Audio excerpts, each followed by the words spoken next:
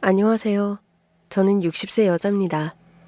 요즘 저는 식당 일, 남의 집 청소, 건물 계단 청소 등 닥치는 대로 일을 하고 있어요.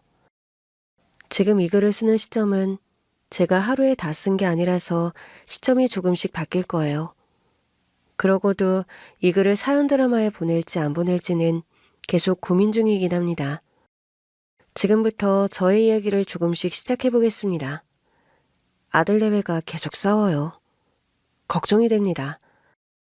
아들은 잘 나가던 벤처기업가였어요. 그런데 사업이 도통 신통치 않은지 언젠가부터 며느리와 계속 싸웁니다. 그동안 할 만큼 한 것 같아 나는 정말. 그래서 어쩌라고? 무슨 술을 매일 먹어? 지금 우리 형편에 술 사 먹을 돈은 있어? 이제 5살밖에 안 된 우리 수연이는 어쩔 거야? 애들은 원래 다 알아서 크는 거지. 뭐 어쩌라고? 미쳤어. 진짜 이제 지긋지긋해. 그래. 나도 이제 지쳤으니까 그냥 나가버려. 애 데리고. 애 데리고? 네가 아빠야? 평생 바람을 피우더니. 맞아요. 아들이 원래 그렇지는 않았는데 어쩌면 다 제 잘못인 것 같기도 해요. 아들은 정말 효자였거든요. 며느리가 집을 나가고 아들은 매일같이 술을 먹었어요. 사업이 쫄딱 망한 이후로 계속 그랬지만 정도가 더 심해졌죠. 집도 이사를 할 수밖에 없었어요. 아유, 어쩌려고 그러니? 수연이 엄마한테 연락은 해봤어? 어떡하든 집에 들어오게 해야지. 맨날 첫날 이러고 살면 어떡해. 빨리 정신 차리고 일어서야지. 됐어요. 그만 좀 말해요. 이달 생활비도 없어. 전기도 다 잘리게 생겼다고. 저 좀 내버려 두세요. 그렇게 일하고 싶으시면 엄마가 하면 되잖아요. 효자였던 아들은 폭력성도 날로 깊어졌고 저는 이러다 아들마저 잃을지도 모른다는 두려움에 살기 위해 밖으로 일을 나갔습니다. 평생 혼자 아들을 키우며 살아왔고 그런 가족 특성상 저는 성격이 점점 더 내향적으로 바뀌었고 속내를 공유할 친구도 지인도 딱히 없었습니다. 신문 전단이나 주변에 일자리를 구한다는 구인 전단을 뒤져가며 일을 구했습니다. 집 근처 식당에서 알게 된 한 아주머니가 일자리를 많이 알고 있었고 친분을 유지하며 도움을 받기도 했죠. 그래? 아직도 아들이 그래? 전보다는 덜 먹긴 해요. 그래도 아무것도 안 해요. 집에만 있고 멍하니 앉아있고 자기가 누리던 것들이 모두 한순간에 물거품이 됐다고 생각하나 봐요. 아유, 그래도 어쩔 것이요. 먹고 살아야지. 그래서 집 나간 며느리는 아직도 소식 없고 애도 데리고 나갔다며. 그렇죠 뭐. 번호도 바뀌었고 연락할 방법도 없고 제가 무슨 수로 젊은 애를 찾겠어요. 단지 손주가 5살밖에 안 됐는데 돈 한 푼 없이 집을 나갔으니 저 어디서 끔찍한 생각이라도 했을까봐 걱정이죠. 아이고, 자기도 무슨 생각이 있으니 애까지 데리고 집을 나섰겠지. 걱정 말어. 그런 사람이 더 똑부러지게 잘 살아내더라고. 그나저나 일을 좀 더 구해서 해야 할 것 같아요. 지난달 월세도 못 냈어요. 왜? 아들 앞으로 된 카드 대출이 계속 나오고 있는 줄 몰랐거든요. 그게 급해서 그거 막았더니 월세 낼 돈이 없더라고요. 아이고, 그럼 어째? 큰일이에요. 어디 또 일자리 없을까요? 파트타임이긴 한데 어떻게 보면 자네한테 더 나을지도 몰라. 아들 상태도 보완이 좀 봐야 되고 고정적으로 일하는 것도 불안한 상태잖요. 그렇긴 해요. 아들이 자립할 때까지는 옆에 좀 붙어 있어야 될 것 같고요. 그래서 무슨 일인데요? 장례식장에서 음식 만들고 나눠주고 뭐 그런 건데 어렵진 않은가 봐. 일 있을 때만 하면 되고. 어때? 생각 있어? 생각 있으면 내가 말해볼게. 아유, 뭐라도 해야죠. 그럼 언니가 좀 말 좀 잘해주시겠어요? 저 해볼게요. 그래요. 알았어. 그럼 내가 연락 줄게.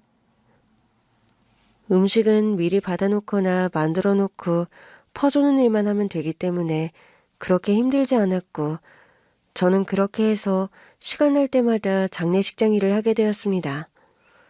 며느리가 집을 나간 지도 6개월이 지났습니다.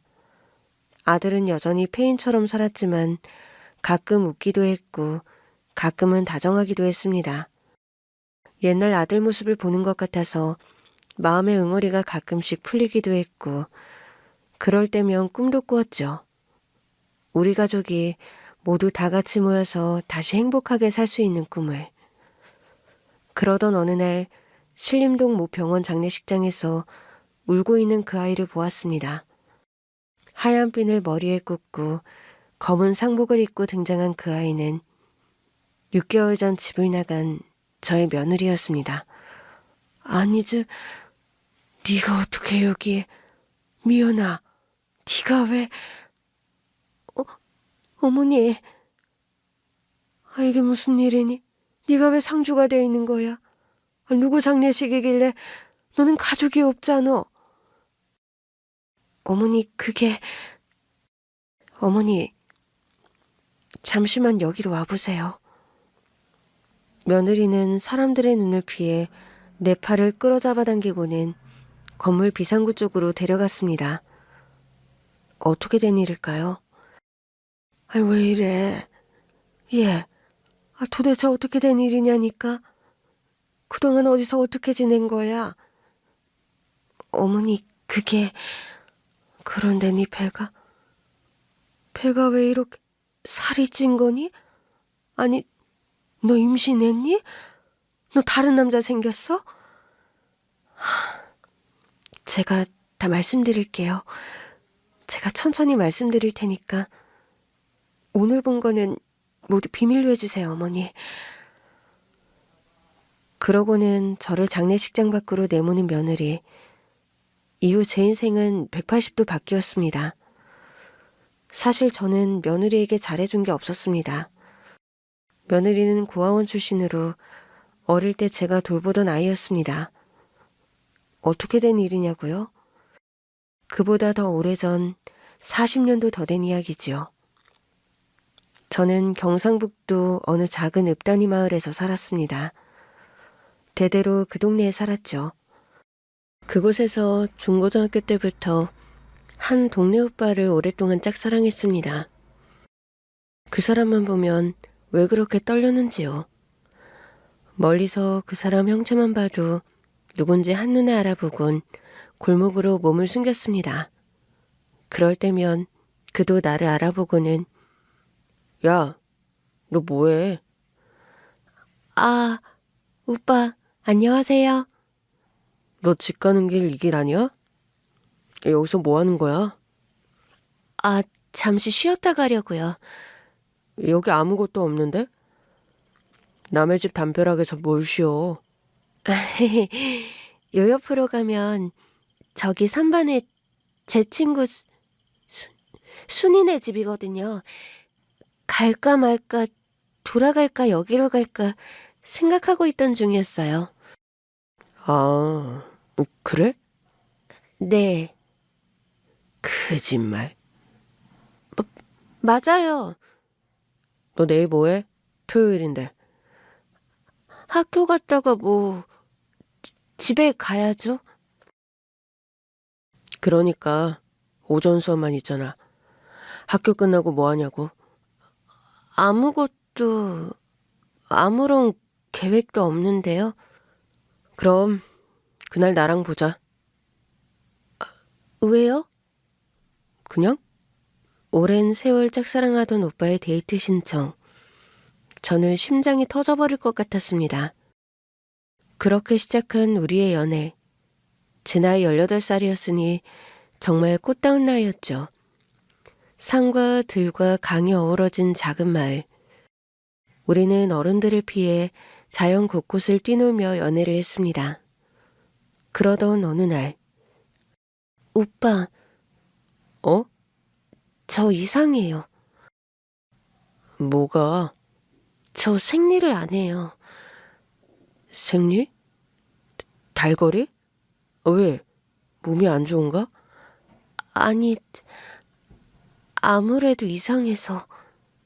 뭐가? 가슴도 커지고, 배도 아프고, 생리 안 한 지 벌써 3달째 됐거든요. 어? 그럼, 혹시, 아무래도 아이를 가진 것 같아요. 뭐? 어쩌죠? 이러 어쩌지? 네? 아니, 좀 생각해보자. 나도 아직 밥벌이도 못하고, 너도 학생이고. 아, 어쩌지? 왜 이렇게 된 거지? 실수 안 한다고 했는데 어쩌다가. 오빠. 암튼, 너무 걱정하지 말고, 넌 내가 지켜. 내가 꼭 지켜줄 거야. 오빠 고마워요. 사실 너무 걱정됐거든요. 저도 어떻게 해야 할지. 내가 지켜줄 거야. 넌 무슨 걱정을 해? 내가 있는데. 그럼 우리 이제 어쩌죠? 부모님한텐 말해야겠죠? 일단 있어봐. 알겠어요, 오빠.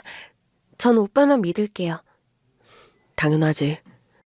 그렇게 며칠 저는 불러오는 배를 숨기며 학교를 다녔고 어느 날부터 동네에서 더 이상 그 오빠를 마주칠 수 없었습니다. 영자야, 현욱이 오빠는 이사 갔더라? 너 알고 있었어? 뭐? 현욱이 오빠네가 이사를 갔다고? 너랑 되게 친했잖아. 너 몰랐어? 에이, 너희 그렇고 그런 사이 아니었어? 어? 아니야. 그런데 이사를 갔다고? 가족 모두? 어라? 너 정말 몰랐나 보네? 난 너랑 헤어지고 간 줄 알았는데. 현욱이 오빠는 이사 갔잖아. 그 소문은 1~2달 전부터 있었고 아버지가 타지에 돈 벌러 가 계셨잖아. 그래서 현욱이 오빠도 여기서 돈 벌 것도 없고 그쪽으로 간다고 들었는데? 너도 안 온 줄 알았지. 뭐? 나 정말 몰랐는데? 야, 그런데 뭐 그렇게 놀래? 아무 사이도 아니라면서. 친하긴 친했나 보구나? 애가 얼굴이 새파래졌네. 너 괜찮아? 어디 아픈 거 아니야? 어, 어, 아니, 그게 아니고. 친구에게 들은 현욱 오빠네 이사 소식. 며칠 전까지 내게 너를 지켜주겠다며 아무 걱정 말라던 사람이었는데 뭔가 오해가 있는 건 아닐까. 저는 제가 닥친 현실을 믿지 못했고 며칠을 눈물로 지새우며 오빠의 연락을 기다렸습니다. 하지만 1달이 지나도록 그 사람은 연락이 오지 않았습니다. 저는 점점 더 불러오는 배를 움켜잡고 그 사람과 함께하던 뒷산 정상에 올랐습니다. 더 이상 살아갈 용기가 나지 않았던 것 같습니다. 아니, 의미가 없어 보였습니다. 그 사람만 보며 지내온 그간 몇 년. 고등학생이었던 제게 그 사람은 제 전부였고 삶의 다른 의미를 더는 찾을 수는 없을 것 같았습니다. 믿었습니다. 저를 세상에서 가장 사랑한다는 그 말. 저를 지켜주겠다던 그 말. 처음 같이 밤을 보낸 날 그는 제게 그랬죠. 괜찮아. 아무것도 아니야. 무서워할 거 없어. 오빠가 널 책임질 건데 뭐가 무서워? 우린 하나야. 오빠, 그래도 이건... 영자, 너는 나 안 사랑해? 사랑하죠. 나도 너 사랑해. 세상에서 너를 제일 사랑해. 우리 엄마 아버지보다 더 사랑해. 너랑 함께 한다면 난 다른 건 다 버릴 수 있어. 진짜요? 그럼 넌 안 그래? 넌 니네 집에서 나랑 만나는 거 반대하면 나 버릴 거야? 그럴 수 있어? 에이, 말도 안 돼요. 전 오빠 없으면 못 살아요, 이제. 나도 그래. 나도 너 없으면 살 의미가 없어. 그냥 내가 너야. 너가 나고. 난 그렇게 생각해. 이리 와봐. 오빠. 오빠만 믿어.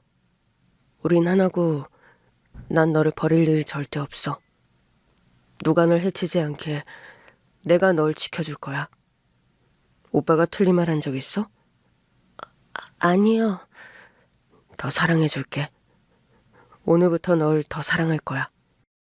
난 만약에 네가 죽으면 스님이 될 거야. 그 정도로 널 사랑해. 진짜요? 내 인생의 여자란 너밖에 없어. 네가 처음이고 그리고 마지막이야. 약속해. 영원히 사랑할 거야. 그가 했던 모든 말들은 다 너무나 달콤했습니다. 하지만 잠시 불장난에 불과했던 거죠. 끝내 그는 다시 돌아오지 않았습니다. 저는 세상을 저버리고 싶은 욕구가 솟구쳤지만 뱃속에서 이미 클 만큼 커서 꿈틀대는 아이의 태동에 차마 그런 무책임한 선택을 할 수는 없었습니다.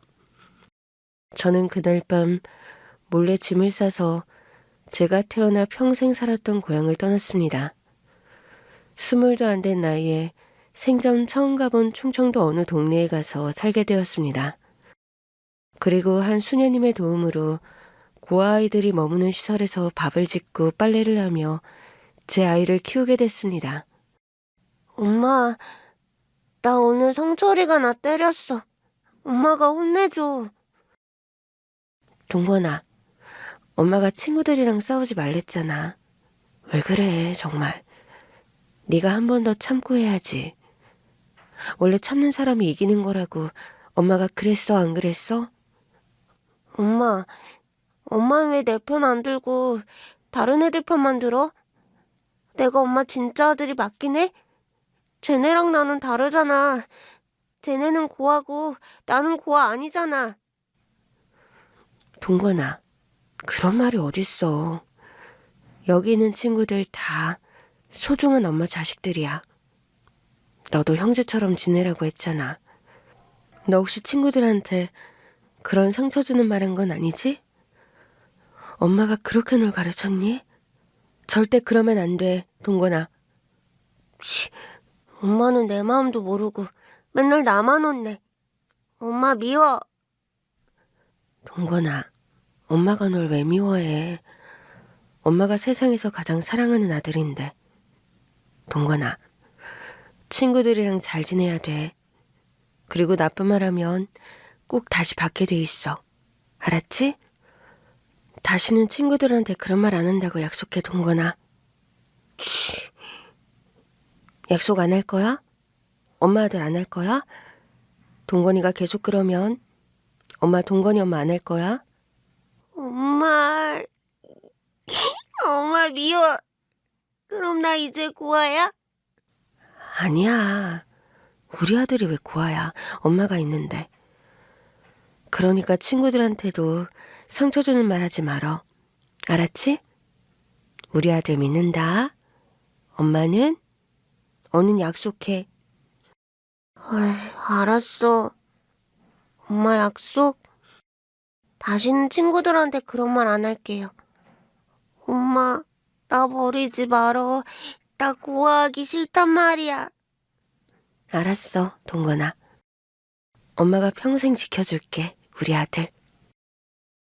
아들은 자존심이 세고 성질도 불같을 때가 있었지만 그런 성정 때문인지 늘 반에서 1등을 도맡아 했습니다. 고아원에 살지만 자기는 고아가 아니라며 반에서 가끔 싸움질을 하고 울 때도 있었지만 자존심이 세서인지 공부만큼은 한 번도 1등 자리를 내어주지 않았죠.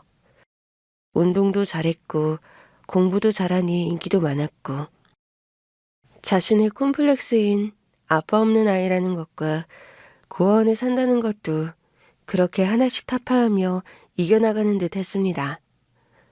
자격지심은 있을지언정 자칫 나쁜 길로 들어설 수도 있는 사춘기에도 열심히 공부했고 저는 그런 아들이 믿음직스럽고 자랑스러웠습니다. 저의 10대에서 20대는 기억도 잘 나지 않을 만큼 고된 시간이었지만 자라는 아들에 대한 기억은 또렷합니다. 제 인생의 전부였던 아들. 다시 돌이켜봐도 아들의 성장기가 제 인생의 전부입니다. 세월은 무던히 흘러갔습니다. 붙잡을 새도 없이 흐른 세월 뒤에 어느덧 장성한 아들은 학교에서 1등으로 서울대를 들어갔습니다. 한 번도 제대로 된 지원을 해준 적도 없는데 잘 자라준 아들이 마냥 자랑스러웠습니다. 엄마, 이제 고생 끝이야. 우리 빨리 여기 떠나자.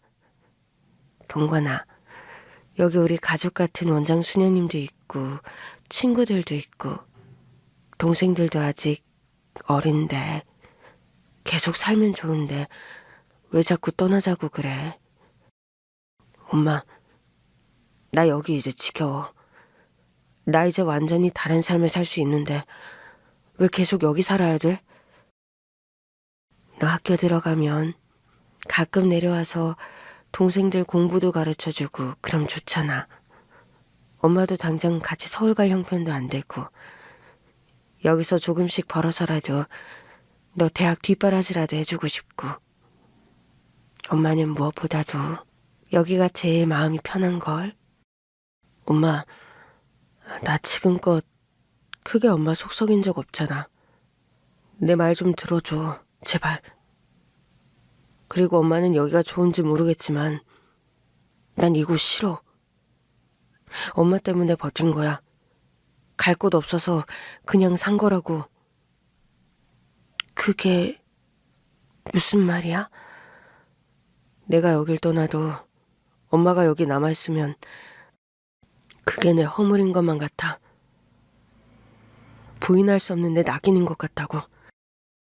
고아원 출신 미혼모 아들.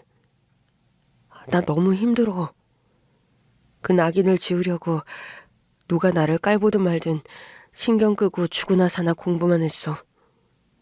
겨우 그 꿈을 이제 이루려고 하는데 엄마가 여기 남아있으면 나는 평생 그 낙인 속에 살아야 되잖아. 이제 싫어. 이제 정말 벗어나고 싶다고.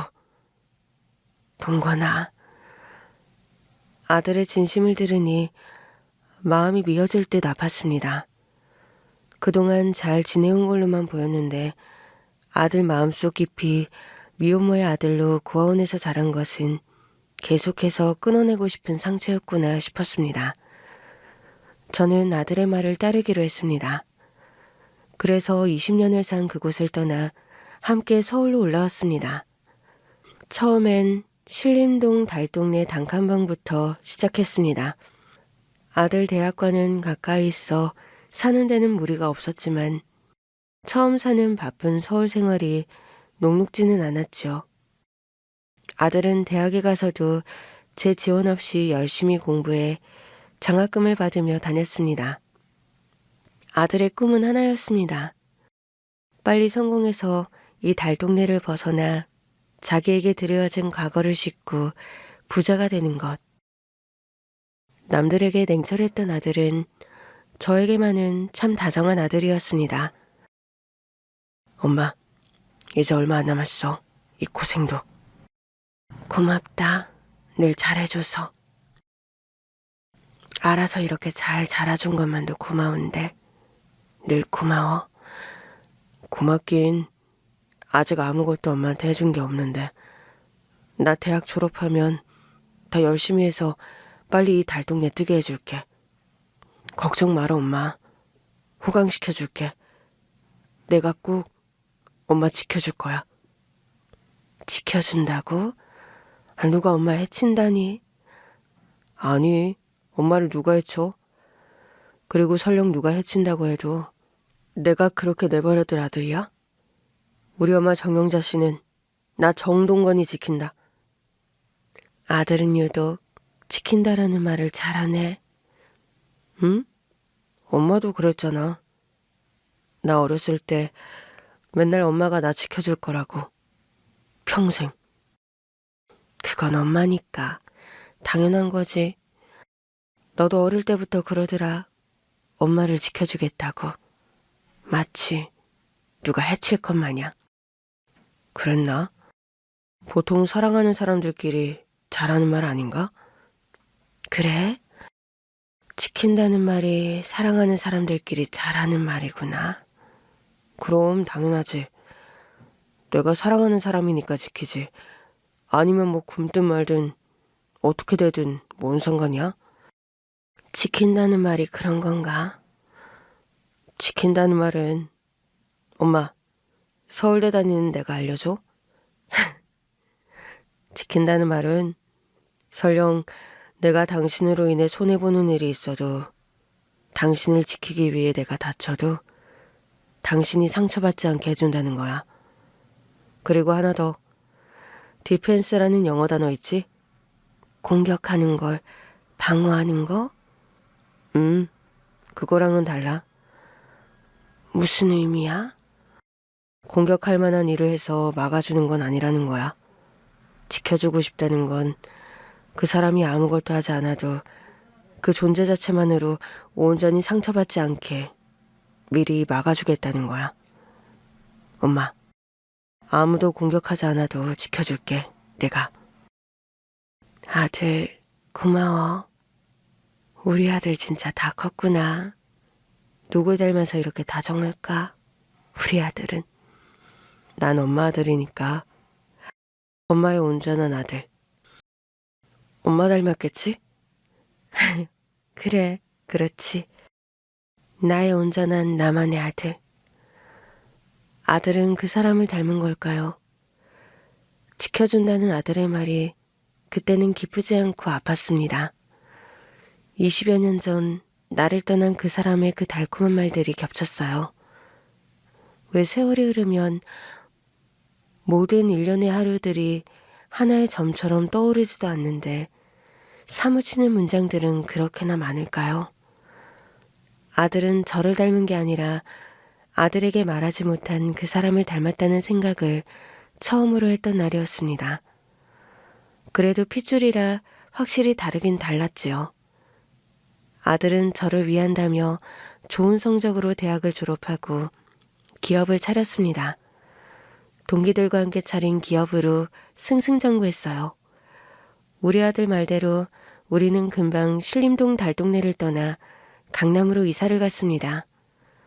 좋은 아파트에서 풍족하게 살았어요. 참. 동건아, 이렇게 좋은 가구는 엄마 필요 없어. 가구란 모름지기 실용적이면 되는 거지. 뭐 이렇게 번쩍번쩍거리는 걸 자꾸 사오니? 엄마, 난 엄마를 최고 부자처럼 보이게, 아니, 그처럼 살게 해주고 싶다고 했잖아. 뭐 어때서? 우리 이제 돈 많은데 뭐가 문제야? 즐기며 살아, 이제 엄마도. 사람이 언제 어떻게 될지 모른다, 이놈아. 엄마 아들 서울대 수석 몰라? 내 인생에 실패한 건 없어. 엄마, 우리는 이제 다 큰 부자가 돼서 대한민국에서 떵떵거리며 살게 될 거라고. 그래도 뭐가 걱정이야? 진짜 내가 말해놓고 안 지킨 거 있어? 20여 년 동안? 아들은 자신만만했고 호언장담했던 것처럼 약속을 지켜냈습니다. 사업은 날로 번창했고 국가에서 주는 상도 여러 번 탔죠. 그야말로 승승장구였습니다. 모든 게 평온했던 날들. 아들과 저 사이에 생전 처음 생긴 갈등은 참 의외의 것이었습니다. 아들이 그 아이를 데려온 날이었습니다. 누구? 엄마, 제가 결혼하고 싶다는 그 사람이에요. 인사드려. 오랜만이지 두 사람? 응? 안녕하세요, 아주머니. 아니, 이제 어머니라고 해야죠. 오랜만이에요, 정말. 아들이 결혼하고 싶다고 말한 지 얼마 안 돼 데리고 온 여자, 미연이. 김미연. 저 미연이에요. 정말 오랜만이에요. 보고 싶었어요. 너는 세무보육원에 있던 그 미연이? 맞아요, 엄마. 역시 단번에 기억하시는구나. 미연이에요. 미연이가 서울에 온 지 몇 년 됐는데 사실 6개월 전에 우연히 회사 근처 카페에서 마주친 거예요. 그리고 신기하게 우리 회사 거래처에서 근무하더라고요. 우리 그렇게 만나서 엄마 몰래 연애했죠? 저 미연이랑 결혼하려고요. 동건아, 너 엄마한테 한마디 말도 없이 이게 무슨... 응? 저 연애하고 있다고 했잖아요. 결혼하고 싶은 사람이라고. 저는 미연이라고 하면 엄마가 단번에 허락하실 거라고 생각했는데 엄마, 안 반가워요? 우리 인연이 정말 기똥차지 않아요? 아니, 그게 아니라 아들이 결혼하고 싶다고 데려온 아이는 다름 아닌 아들과 함께 보낸 보육원 시절 제가 돌봤던 고아 여자아이였습니다. 20여 년 전 아주 추웠던 어느 겨울 베이비박스에 버려진 갓난쟁이 탯줄까지 그대로 붙어 있어 그대로 죽을 뻔한 아이를 가장 먼저 발견한 건 저였죠.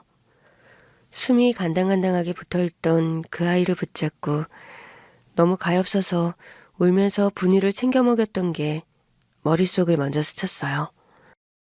그래, 저 미연이 오랜만이구나. 어쩌다 우리 이렇게 다시 만났어요, 아주머니. 아니, 진짜 입에 안 붙어서 어머니라고 부를게요, 이제. 그래, 어서 들어오렴. 그 갓난쟁이를 사람처럼 겨우 만들어 키운 게 바로 저였습니다. 면역이 약해 그런 건지 어릴 때부터 약했던 아이. 딸이 없던 저에게는 정말 딸 같은 존재였죠.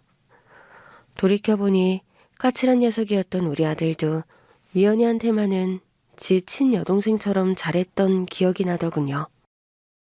그래, 그동안 어떻게 지냈어? 저는 계속 세무보육원에서 살았어요.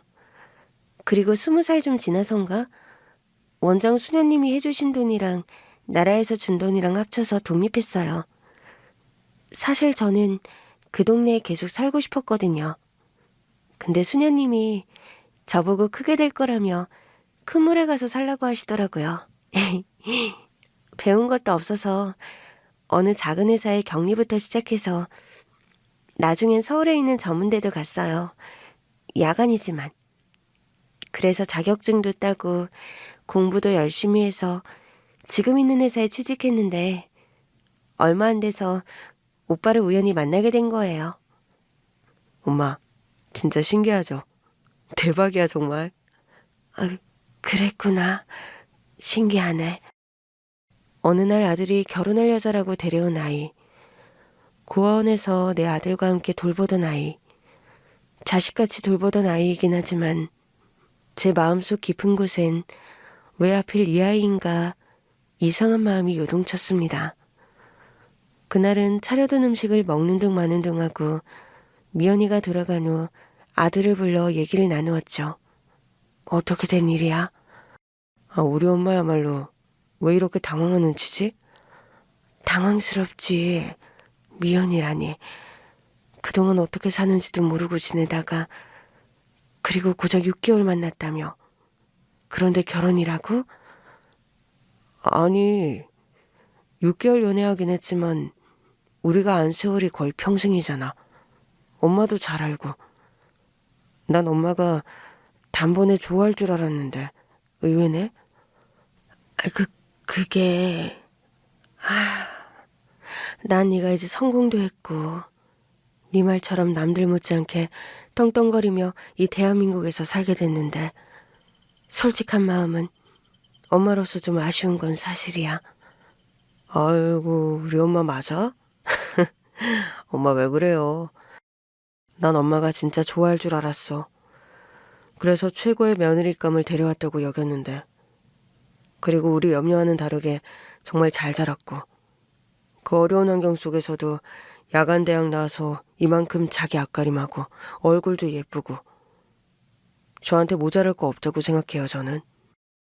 뭐 그건 그런데 그래도 난 네가 좀 더 반듯한 집안에서 구김없이 자란 여자를 배필로 맞기를 바랐어. 그늘없는 여자, 부모 사랑 충분히 받고 자란 여자랑 가정 잘 꾸려서 평범하게 살기를 바랬을 뿐인데 엄마는 좀 많이 아쉽다. 에헤이, 엄마. 사실 내가 엄마한테 말 안 해서 그렇지.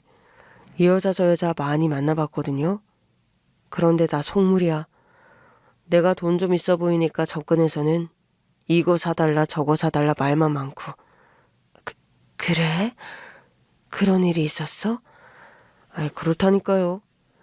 엄마, 그런 것만 반지르라고 속물 같은 애들이랑 비교하면 정말 미연이는 어디 갖다 댈 것도 없어요. 최고야, 최고. 정말 잘 자란 애예요. 어릴 때부터 내가 예뻐했고 우리 함께한 추억도 있고 나한텐 딱 맞는 여자예요. 엄마도 다른 욕심 부리지 말고. 우리 엄마가 이런 욕심이 있는 줄은 몰랐네. 엄마가 무슨 욕심이 있어. 그냥 엄마는 네가 가진 그간의 그늘들 그걸 다 밝게 밝혀줄 그늘없는 여자를 만나길 바랬던 거지. 사실 그랬습니다. 진심이었습니다. 아들이 그간 저한테 조금씩 털어놓았던 자신의 출생에 대한 원망과 그로 인한 마음의 그늘, 자격지심, 그걸 이겨내기 위해 부단히 노력해온 아들의 지난 세월을 생각하면 큰 건 아니더라도 제대로 된 집안에서 밝게 자란 아가씨를 며느리로 삼고 싶었던 게 사실입니다. 하지만 아들의 마음은 단호했고 이후에도 제가 반대의 기색을 드러냈지만 오히려 두 사람은 더 단단해지는 듯 보였습니다. 아니, 이제 내가 아는 집 병원집 딸내미 있는데 어때요? 우리 아들이요? 아들내미 너무 멋지잖아. 키도 한 180 넘죠? 키도 커, 얼굴도 잘생겨, 돈도 잘 벌어. 서울대 나왔잖아. 그리고 어머나, 아유, 아가씨들 줄 섰지 줄 섰어. 내가 중매 설게요. 소개 좀 해줘봐요. 그래요? 우리 아들이 멋지긴 하죠. 남들 보기에도. 아유, 그럼 그 인물의 그 스펙에 내가 안 그래도 그 집 사모한테 말해놨잖아. 내가 소개해주겠다고. 잘 되면 샤르르백 하나 사달라고도 해놨는데. 아유, 아들 아직 총각 맞잖아요. 혹시 애인 있어요? 너무 잘나서 애인 있으려나? 아유, 그리고 애인 있으면 뭐 어때? 결혼도장 쾅쾅 찍기 전엔 아무도 모를 일이지. 맞선이나 한번 보고 결정하라고 해봐요. 아들한테. 애인 없어요. 걘 학교 때는 공부만 하고 회사 차리고는 회사 일에만 미쳐있는 애예요. 애인 같은 거 없지. 내가 연애 좀 하라고 그렇게 말해도 연애를 안 하더라고요. 그래요? 아유, 남자가 뚝심도 있고 정말 바르게 잘 자랐네. 그럼 날짜 잡을까? 어때요? 저 어느 병원 딸이라고요? 동네에 잘 가는 미용실에서 만난 같은 빌라 여자가 저희 아들과 중매를 서겠다고 호들갑을 떨었습니다. 혹했죠. 저도 엄마인지라 그래서 아들에게 제안을 했습니다. 아들. 네? 왜요? 엄마 무슨 일 있어요? 또 미연이 얘기면 그만. 아니, 저 엄마 소원도 못 들어줘? 뭐가요? 또? 엄마 소원이야. 이것만 들어주면 더 이상 너희 반대 안 할게. 뭔데요? 엄마 추천하는 선자리 10번만 나가. 네? 선이요? 제 나이에 무슨 선이에요. 그것도 미연이가 있는데. 네 나이보다 더 어린 애들도 선 많이 보고 결혼한대. 그리고 결혼한다는 놈이 무슨 나이 얘기를 해. 그럼 네 나이에 무슨 결혼이야? 에이, 그래도 그렇지. 그리고 연애하는 사람도 있는데 선을 보러 나가는 건 예의가 아니지. 아, 엄마 소원이라니까. 그리고 너 그렇게 자신이 없어? 너희 둘 사이? 네가 10번 맞선 보고 그래도 미연이다 싶으면 엄마가 딴소리 안 하고 포기. 두 손 두 발 다 들고 포기할게. 그리고 팍팍 밀어줄게. 에이, 그래도 그렇지. 아, 엄마 소원이라니까. 10번이 어려우면 그래, 이해했다. 5번. 5번 어때? 5번? 그럼 5번만 손보고 그래도 나는 미연이다 그러면 엄마가 깔끔하게 포기하는 거예요? 당연하지.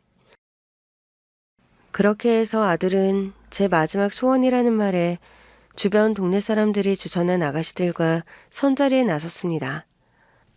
그렇게 몇 번에 맞선 부잣집에 잘 배우고 세련된 여성들을 보면 아들의 마음도 변하겠지 했어요. 어때? 지난주 그 집 딸은 얼굴도 네가 좋아하는 귀염상에 싹싹하다고 하던데 애교도 많고. 뭐 그렇긴 하더라고요. 그래? 너도 마음에 들었구만 뭐. 아니, 뭐 그런 건 아니고. 에헤이, 뭐가 아니야. 딱 보니까 마음에 들었다고 이마에 떡하니 써있는데 뭘. 아니라니까. 솔직하게 말해보라니까. 아니, 귀엽긴 한데 그래도 미연이한테 미안하잖아. 안 그래도 요즘 왜 이렇게 시간 안 내냐고 주말마다 난리야. 그래? 걔도 눈치챈 거 아니야? 너 손 보러 다니는 거? 아니, 전혀 눈치 못 챌걸? 내가 걔한테 지켜준다고. 어떤 세상 풍파에도 엄마의 성화에도 지켜준다고 말했거든. 어이구, 너 그 말이 진짜가 아니구나. 엄마한테도 입에 붙이고 살더니만 진심이 아니었어? 진심이야. 난 내가 사랑하는 사람들을 다 지킬 거야. 꼭. 그래서 미연이랑 결혼할 거야? 뭐 지난주 만난 걔만 몇 번 더 만나볼게. 진짜? 역시 제 짝은 그렇게 따로 있다니까. 저도 속물이었죠. 하지만 그 집이 부잣집 딸이건 많이 배운 딸이건 그런 것 때문에 마음이 흔들렸다고 할 수는 없어요. 순전히 저를 위해서가 아니라 아들의 평탄한 삶을 위해서 엄마로서 가지는 그래요. 못된 욕심이었죠. 저도 남자에게 버림받고 어린 나이에 혼자 아들을 낳아 갖은 고생을 다한 여자로서 미연이에게 할 짓이 아닌 걸 알았음에도 엄마로서의 욕심은 그런 양심 따위는 생각도 안 하게 만들더군요. 마냥 기뻤습니다. 아들의 마음을 돌렸다는 생각에. 그런데 얼마 안 있어 뜻밖의 소식이 우리를 기다리고 있었어요. 뭐라고? 미연이가 임신했다고요? 아니 어쩌다가. 아유 좀 조심 좀 하지. 저도 모르겠어요. 너 그 집 딸이랑 요즘 잘 돼가고 있던 거 아니야? 뭐 몇 번 만났죠. 데이트 한 번 하고 외곽에 한 번 나갔다 오고 아침 저녁으로 연락하고 뭐. 그래서 어쩔 건데. 네? 어쩌긴요. 미연이가 애를 가졌는데 어떻게 버려요. 결혼하겠다고? 그럼요. 제 애를 가졌는데 어떡해요. 책임지라고 가르치셨잖아요. 왜 그렇지? 어째 그걸 조심 안 하고 여자가. 엄마, 그렇게 말씀하지 마세요. 엄마도 저 힘들게 키우셨잖아요. 저는 저랑 같은 환경에서 제 자식 잘하게 할 수 없어요. 사람 마음 참 지독하죠. 저도 잘합니다. 제가 그렇게 사랑하던 남자에게 버림받고 혼자 자식 키워놓고 내 아들 일이 되니 그렇게 매정했던 제가 저도 끔찍합니다. 지금 이 글을 쓰는데도 며느리에게 미안한 마음에 온몸이 저려와요. 심장이 몇 조각씩 잘라지는 기분이 듭니다. 미안해요. 왜 그렇게 제가 모질었을까요? 손주도 자식 건너라고 며느리 뱃속에 있는 아이 생각도 나질 않더군요. 제 자식 걱정뿐이었어요. 하지만 아들 역시 자식을 책임지겠다는 마음이 완고했고 결국 두 사람을 결혼시켰습니다. 그래, 잘 살고 엄마가 네가 미워서 그런 건 아니야. 미안하다 미연아. 아니에요. 어머니 입장에선 그럴 수 있다고 생각해요. 힘들게 키운 하나밖에 없는 아들이니까. 저도 아이를 가져보니 아직 먼 미래지만 어머님 마음 조금은 이해할 수 있게 된 것 같아요. 아휴, 그래 고맙구나. 다 잊고 우리 잘 살아보자. 태어날 아이한테도 할미가 너무 미안해. 이제 우리 네 식구 잘 살아보자꾸나. 그래요 어머니. 저도 잘할게요. 저는 며느리에게 모질었던 제 과거에 대해 용서를 구하며 정말 제 딸처럼 여기며 함께 살기로 마음먹었습니다. 아이가 태어나기 전까지 정말 모든 게 술술 잘 풀리는 느낌이었어요. 며느리는 정말 저희 아들과 저에게 잘했고 저도 딸같이 키운 며느리의 어린 시절을 떠올리며 이게 우리 가족의 운명이구나. 정말 운명적인 인연이라고 여기며 행복했습니다. 그런데 오히려 마음을 못 잡은 건 제 아들이었어요. 손녀딸이 태어나고 얼마 안 돼서부터 아들과 며느리가 싸우기 시작했어요. 오빠, 수연이 태어난 지 이제 한 달이야. 육아 좀 같이 도와줘야 되는 거 아니야? 아, 엄마 있잖아. 그리고 내가 돈 주잖아. 그걸로 아줌마 써. 뭐? 평생 고생하신 어머니가 어떻게 갓난쟁이를 키워. 됐어.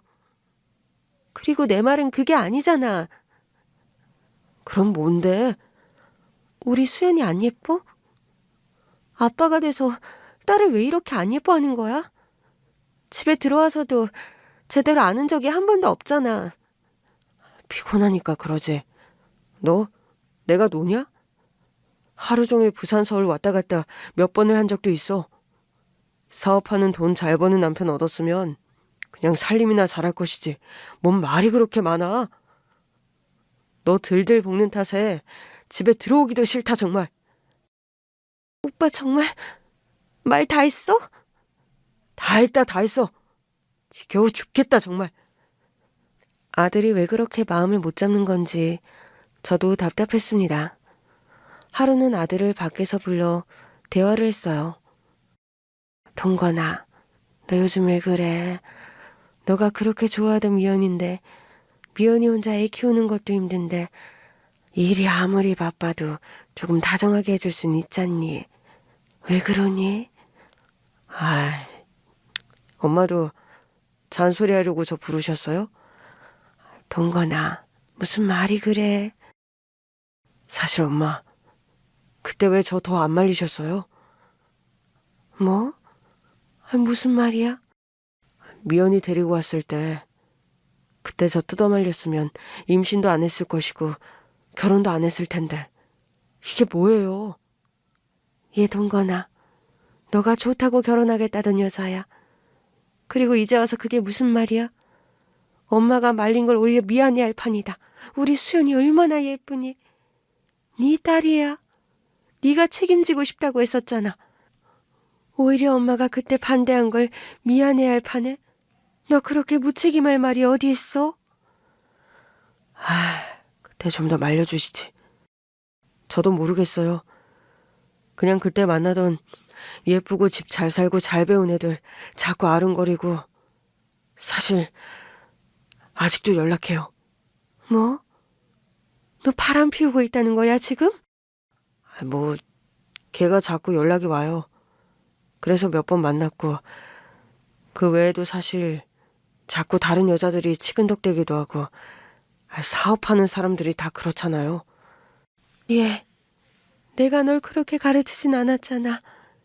상황이 어땠든 네가 책임지기로 했고 네 아이를 낳은 여자고 네가 선택한 사람이야. 이제 가족이야. 너희 둘만 있는 것도 아니고 네 피부치도 있는데 어떻게 그러니? 이건 아니지. 응? 수연이 이제 곧 100일이야. 100일 된 딸 두고 네가 어떻게 그럴 수가 있어?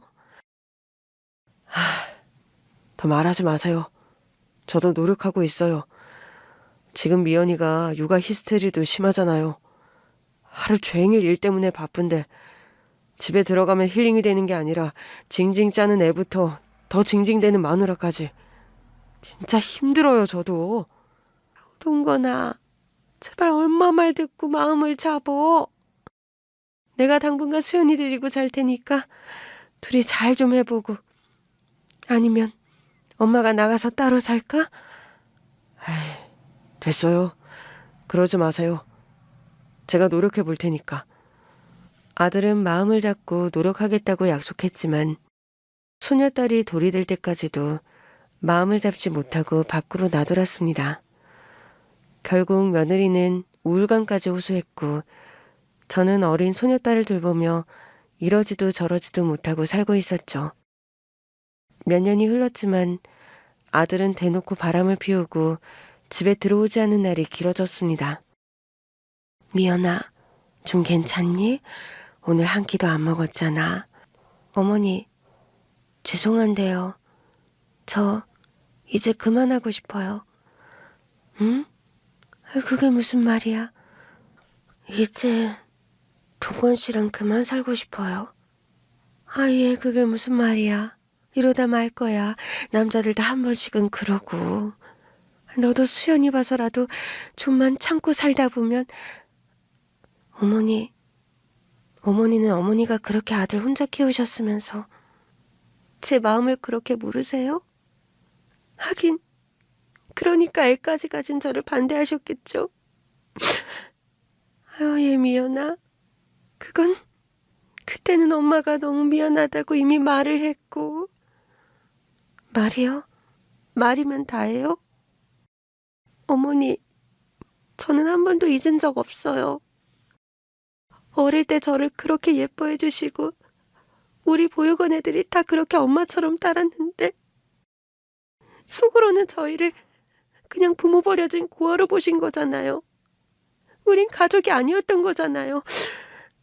말로는 내 딸 같다, 예쁘다.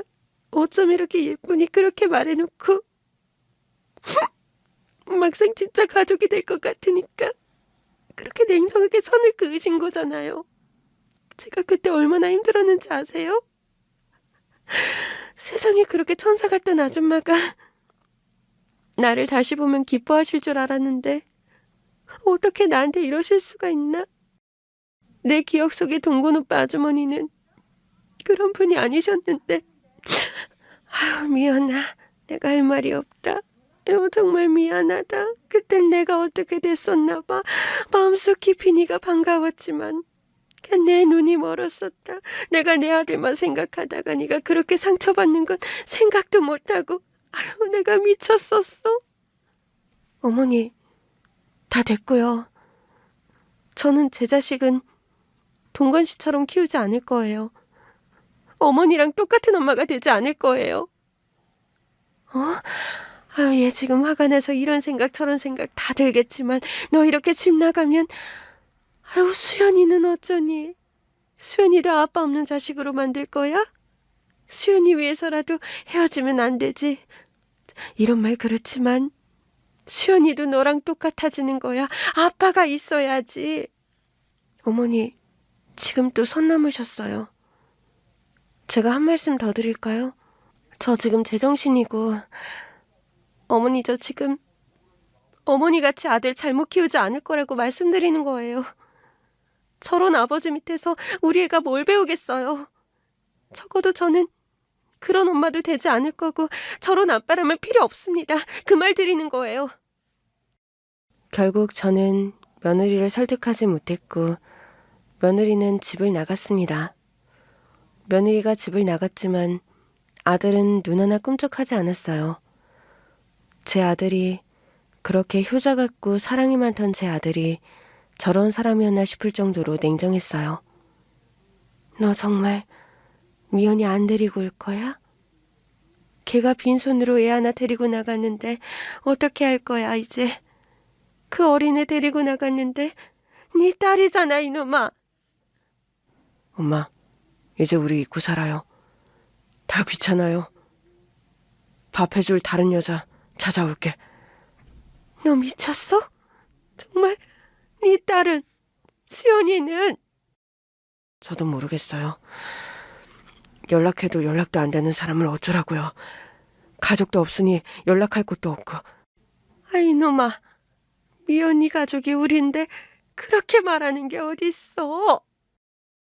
엄마, 일단 저도 찾고는 있는데요. 저 요즘 사업도 잘 안 풀리고 정신이 없어요. 저도 힘들다고요. 엄마도 이제 그만하세요. 지가 들어올 때 되면 들어오겠죠. 돈도 없는데. 그렇게 반년이 또 흘렀습니다. 돌이켜보니 며느리의 친구 하나 제대로 알지 못했다는 사실에 마음이 아팠습니다. 친정이 없으니 어디에 연락해볼 곳도 없고 저는 발만 동동거렸죠. 그러던 중 아들이 술에 만취해 들어오는 일이 잦아졌습니다. 아, 너 왜 이렇게 요즘 술을 자주 먹어? 지금 몇 시야, 동건아? 엄마, 큰일 났어요. 응? 왜? 저 망했어요. 어떡해요, 이제? 뭐? 저랑 같은 학교 다니던 영식이 아시죠? 영식이가 뒤통수를 쳤어요, 이놈이. 끝까지 지키겠다고, 회사 같이 지키겠다고 같이 한다고 하더니 회사가 조금씩 기우니까 자금 빼돌려서 잠적했어요. 아유, 이게 무슨 일이야? 어떡하니 연락이 안 돼? 깜깜무소식이야? 네. 번호도 바꾸고 찾을 수도 없어요. 경찰에 신고했어? 네. 찾을 수 있을지 없을지 모르겠대요. 벌써 외국으로 튄 것 같아요. 아우, 그럼 어쩌니? 아유, 이를 어찌. 승승장구를 하며 잘 나가던 아들의 사업이 대학 시절부터 절친이었던 동업자의 사기로 파산 위기에 처한 겁니다. 아들은 빚쟁이들에게 시달리다 결국 잠적했고 한 달 후 집에 들어와서는 도망가자고 했습니다. 엄마, 얼른 짐 싸요. 이 집 팔고 우리 떠나요. 아, 예. 빚쟁이들이 다 알고 있는데 어떻게 그러니. 매일같이 찾아와서 행패를 부려서 엄마도 지금 제정신이 아니다. 그냥 이 집이라도 팔아서 빚 갚고 파산 신청하자꾸나. 엄마, 이거 우리 전 재산이나 다름없어요. 예, 그래도 그대로 돌려받게 돼 있어, 죄를 지으면. 그리고 우리가 어디로 도망을 가니, 이 좁은 대한민국에서.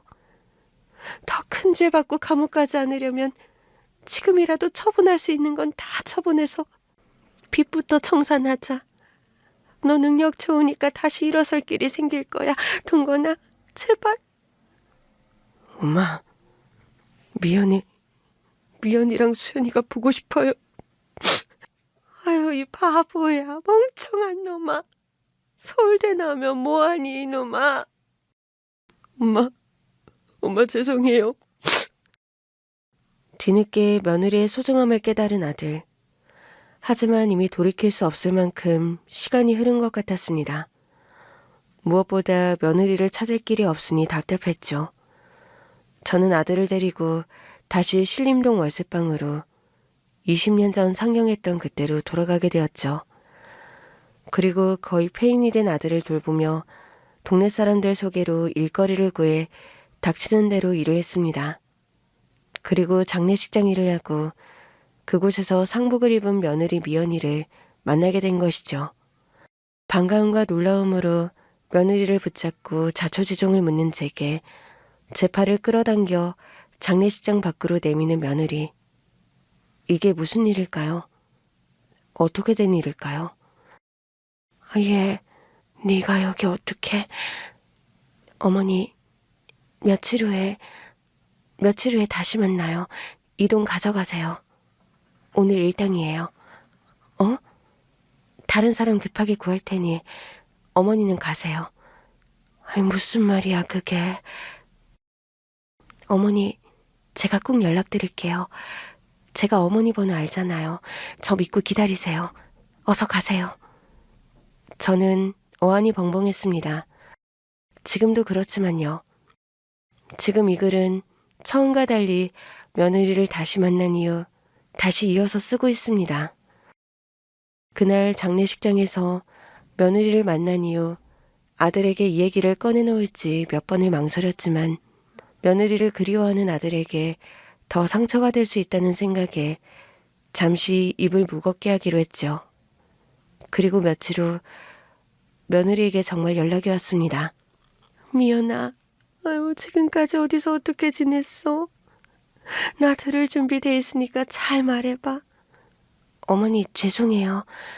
연락 한번 드리려고 했었는데 그렇게 모진 말을 다 내뱉고 집을 나가버려서 정말 죄송해요. 제가 당시에 마음이 너무 무거워서 실언을 했어요. 다 진심은 아니었어요. 죄송해요. 아유, 아니다. 다 내 잘못이지. 네가 무슨 잘못이야. 어머니, 사실 저 친가족을 찾았어요. 뭐? 어떡해. 그날 장례는 제 친할아버지 장례였어요. 집을 나가서 혼자 어떻게든 살아보려고 했는데 갈 곳이 없더라고요. 그러던 중 원장 수녀님이 연락이 왔어요. 내 가족이 저를 찾고 있다고. 그게 저희 할아버지였어요. 어머나. 친할아버지가 결혼을 반대해서 저희 어머니가 저를 낳아서 버렸나 봐요. 그런데 얼마 못 가 어머니가 사고를 당해서 돌아가셨대요. 어머니를 잊지 못하던 아버지가 외국으로 떠돌다 또 사고를 당해서 그만. 그래서 손주가 죽은 줄로만 알고 살던 제 친할아버지가 우연히 저희 어머니가 남긴 편지를 읽게 됐고 오랜 세월 찾아다니다 그제야 제가 지내던 보육원을 찾았다는 거예요. 아유, 세상에. 어쩜. 그런데 왜 돌아가신 거야?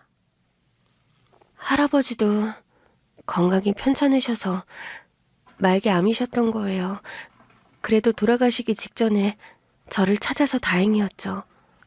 아유, 그런데 네 배는? 그 위에예요. 임신한 줄 몰랐어요. 어머나, 아유, 미연아. 얼마나 고생이 많았니? 미안하다. 이 엄마가 죄가 많다. 고아인 줄 알고 자랐던 며느리가 거부인 친할아버지를 만나게 됐다는 겁니다. 그런데 할아버지의 병세가 깊어 간병하며 지냈다고 하는데 다행이다 싶으면서도 또다시 가족을 잃은 며느리가 한없이 가여웠습니다. 그리고 며느리에게 미안해서 아들 얘기는 꺼낼 수도 없었죠.